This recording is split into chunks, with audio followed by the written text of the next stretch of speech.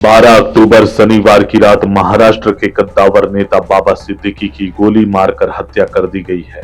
बताते चले एनसीपी अजीत पवार गुट के नेता बाबा सिद्दीकी की मुंबई में हत्या कर दी गई। उनके बेटे जीशान सिद्दीकी के दफ्तर के पास उन पर फायरिंग की गई थी। बाबा सिद्दीकी को 3 गोलियां लगी थी, जिसके बाद उन्हें लीलावती अस्पताल में भर्ती करवाया गया था। सिद्दीकी के बेटे जीशान सिद्दीकी के दफ्तर बांद्रा खेरवाड़ी सिग्नल के पास उन पर गोलीबारी हुई थी। लीलावती अस्पताल में उन्होंने दम तोड़ दिया। बाबा सिद्दीकी महाराष्ट्र की सियासत में बड़ा नाम है। वे 3 बार विधायक रहे हैं। बांद्रा ईस्ट में बाबा सिद्दीकी पर फायरिंग की गई, जो कि निर्मल नगर पुलिस स्टेशन अंतर्गत की घटना बताई जा रही है। घटना की सूचना मिलते ही मुंबई क्राइम ब्रांच की टीमें स्पॉट पर पहुंच गईं। वहीं इस मामले में 2 शूटर्स को गिरफ्तार कर लिया गया। शूटर्स ने सिद्दीकी पर 6 राउंड फायरिंग की, जिसमें 3 गोलियां उन्हें लगी। बाबा सिद्दीकी की मौत के खबर के बाद बॉलीवुड अभिनेता सलमान खान भी लीलावती अस्पताल पहुंचे। बता दें, सलमान खान और बाबा सिद्दीकी दोस्त रहे। जानकारी के मुताबिक बाबा सिद्दीकी 9:15 से 9:20 के बीच ऑफिस से निकले।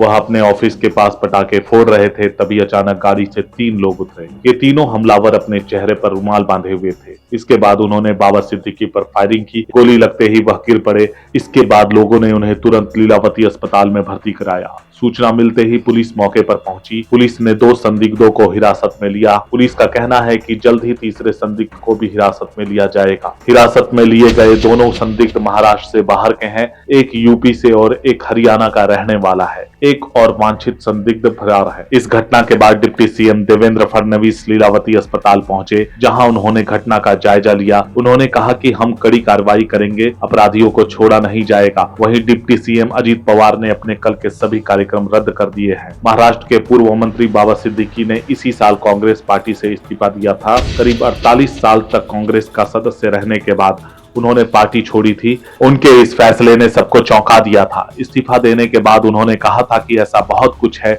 जिसे वह व्यक्त करना चाहेंगे, लेकिन जैसा कि कुछ कहा जाता है कि कुछ चीजें अनकही रह जाए तो बेहतर है। बांद्रा पश्चिम से 3 बार विधायक रहे बाबा सिद्दीकी पूर्व राज्य मंत्री थे। वे Maharashtra housing and area development authority के मुंबई डिवीजन के अध्यक्ष भी रह चुके थे। उन्होंने राजनीति की शुरुआत एक छात्र नेता के रूप में की थी और पहली बार बीएसपी से कॉर्पोरेटर के रूप में चुने गए थे। बाबा सिद्दीकी 1999, 2004 और 2009 में बांद्रा पश्चिम से महाराष्ट्र विधानसभा का चुनाव जीते थे। हालांकि 2014 के विधानसभा चुनाव में उन्हें बीजेपी अध्यक्ष आशीष शेलार के सामने हार का सामना करना पड़ा था।